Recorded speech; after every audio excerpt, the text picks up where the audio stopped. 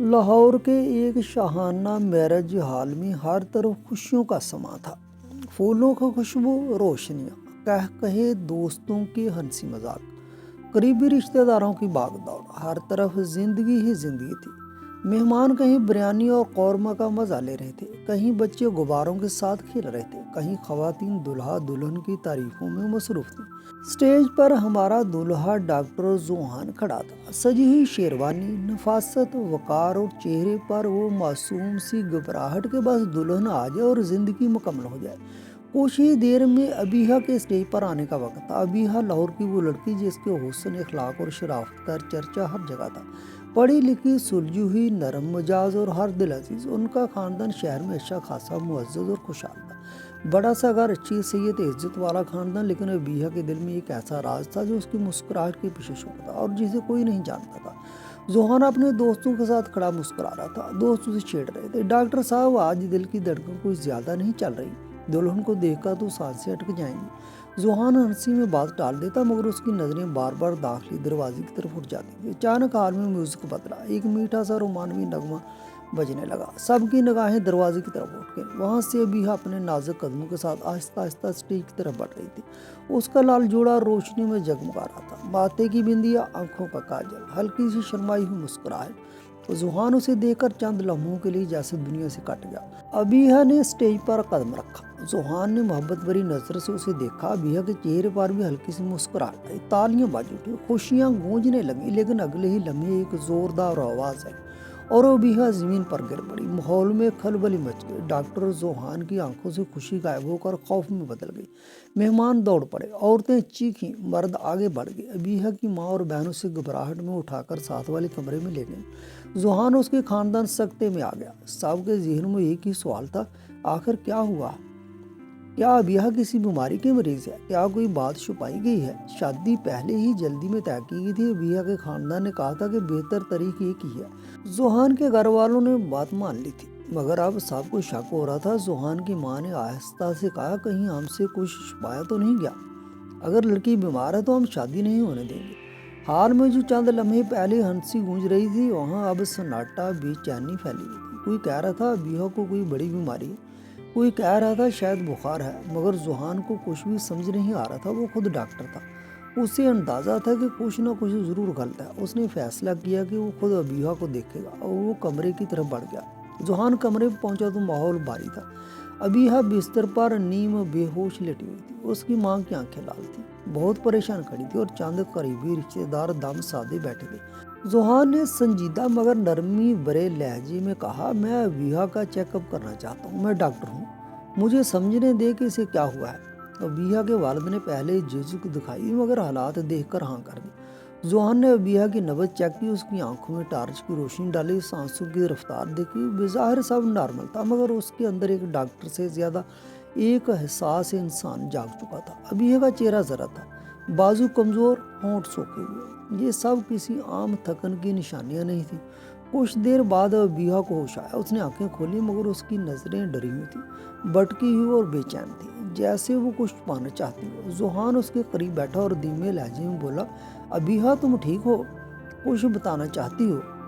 ابیہا نے سر ہلایا مگر زبان جیسے بند ہو چکی تھی۔ ذوحان نے ابیہا کے والدین سے پوچھا، کیا ابیہا کو پہلے کبھی ایسا ہوا ہے؟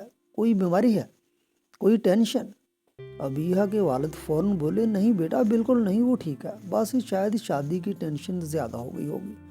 ذوحان کے دل میں یہ بات ہضم نہ ہوئی، اسے لگا جیسے کوئی بڑی بات چھپائی جا رہی ہے۔ اس نے گہری سانس لی اور کہا، میں ابیہا کا میک اپ ہٹوا کر اس کا چہرہ دیکھنا چاہتا ہوں، کچھ چیزیں چیک کرنی ہیں۔ ابیہا کے گھر والوں نے فوراً مخالفت کی۔ ماں نے غصے میں کہا، یہ کیا بات ہوئی؟ ابھی میک اپ کیسے ہٹایا جائے؟ لوگ کیا کہیں گے؟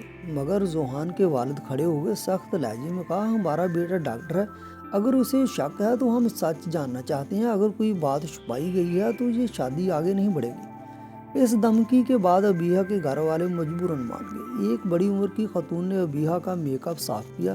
جیسے ہی میک اپ ہٹا، ابیہا کا اصل چہرہ سامنے آ گیا، آنکھوں کے نیچے گہرے حلقے، چہرہ حد سے زیادہ پیلا، ہونٹ خشک، ایک ایسی لڑکی جس نے نہ جانے کتنی راتیں روتے جاگ کر گزاری ہوگی۔ ज़ुहान نے فوراً سب سمجھ لیا، یہ کمزوری کسی بیماری کی وجہ نہیں، ذہنی ٹوٹ پھوٹ کی وجہ سے تھی۔ اس نے سخت لہجے میں پوچھا، ابیہ کو اتنی کمزوری کیوں ہے؟ وہ کھانا کیوں نہیں کھا رہی؟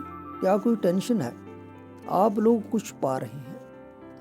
ابیہ کے والد نے پھر وہی بات دہرائی، بیٹا کچھ نہیں، بس تھک گئی ہے۔ ذوحان کا صبر جواب دے چکا تھا۔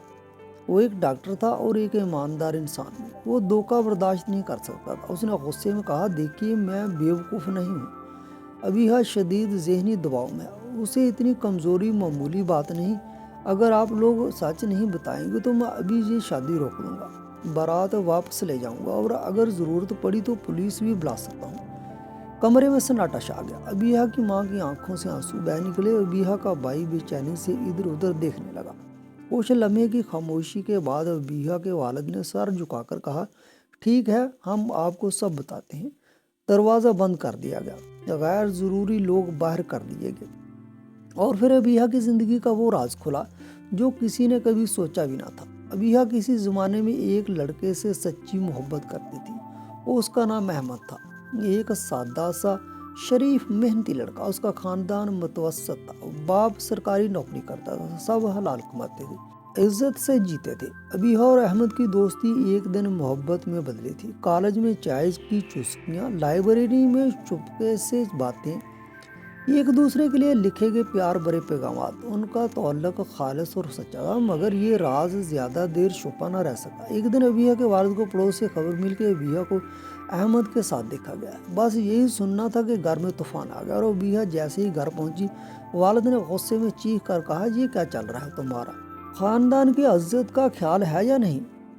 کل کو یہ بات پھیل گئی تو ہمارا سر کیسے اٹھے گا؟ ابیہ نے ہمت کر کے کہا، ابو احمد اچھا انسان ہے، ہم دونوں ایک دوسرے کو پسند کرتے ہیں اور میں اس سے نکاح کرنا چاہتی ہوں۔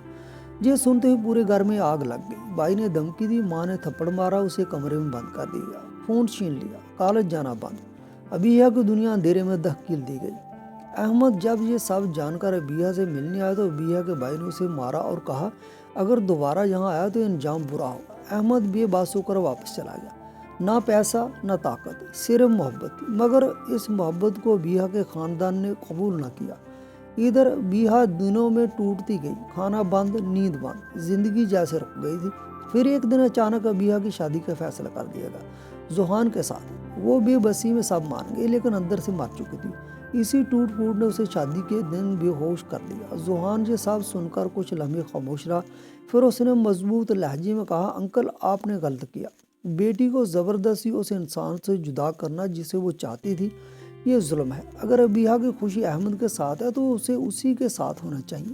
میں چاہتا ہوں احمد کو بلایا جائے، ابیہ اسی سے نکاح کرے۔ ابیہ کے والد سکتے میں آ گئے۔ بیٹا لوگ کیا کہیں گے، ہماری عزت۔ ذوحان نے نرمی سے جواب دیا، عزت اسی میں ہے کہ بیٹی کی خوشی کو ترجیح دیں، ورنہ نہ یہ شادی ہو پائے گی اور نہ آپ لوگوں کے پاس کوئی جواب ہوگا۔ حالات بگڑتے دیکھ کر ابیہ کے والد مان گئے۔ ابیہ کا بھائی احمد کو لینے گیا۔ احمد گھر میں بیٹھا رو رہا تھا، آج ابیہ کی شادی تھی۔ وہ دل پر پتھر رکھ کر خاموش بیٹھا تھا۔ دروازہ کھلا، ابیہ کا بھائی اندر آیا۔ احمد کو دیکھ کر بولا، چل، ابیہ تجھ سے نکاح کرنا چاہتی ہے۔ احمد کو یقین نہ آیا، مگر بات سن کر اس کی آنکھوں میں امید کی چمک آ گئی۔ وہ فوراً تیار ہوا اور میرج ہال پہنچ گیا۔ وہاں پہنچتے ہی اسے دلہا کے کپڑے پہنائے گئے اور اسٹیج پر بٹھا دیا گیا۔ ہال میں سرگوشیاں پھیل گئیں، ارے دلہا بدل گیا، یہ کیا ہو رہا ہے؟ ابیہ کے والدین کا دل دہلنے لگا، مگر اس سے پہلے کہ بات بگڑتی، ذوحان اسٹیج پر چڑھا، مائک پکڑا اور بولا، سب لوگ سنیں، ابیہ اور احمد ایک دوسرے سے سچی محبت کرتے ہیں۔ میں نہیں چاہتا کہ دو دل زبردستی ٹوٹ جائیں، اس لیے آج ابیہ کا نکاح احمد سے ہوگا۔ کچھ لمحے کا سناٹا، پھر تالیاں بج اٹھیں۔ لوگ ذوحان کی انسانیت اور ہمت کی تعریف کرنے لگے۔ جب نکاح ہوا تو ابیہ کی آنکھوں میں خوشی کے آنسو آ گئے۔ احمد نے اس کا ہاتھ تھاما اور ہال میں خوشی کی لہریں دوڑ گئی۔ ذوحان خاموشی سے اپنی بارات لے کر واپس چلا گیا، لیکن ایک عظیم انسان کے طور پر جس کا دل سب کے دلوں میں بس گیا۔ آج ابیہ اور احمد خوشحال زندگی گزار رہے ہیں۔ ان کی ایک بیٹی ہے جس کا نام انہوں نے عائشہ رکھا ہے۔ دونوں خاندان اب آپس میں جڑے ہوئے ہیں، اور ذوحان وہ اب بھی لوگوں کے دلوں میں محبت، انسانیت اور قربانی کی روشن مثال بنا ہوا ہے۔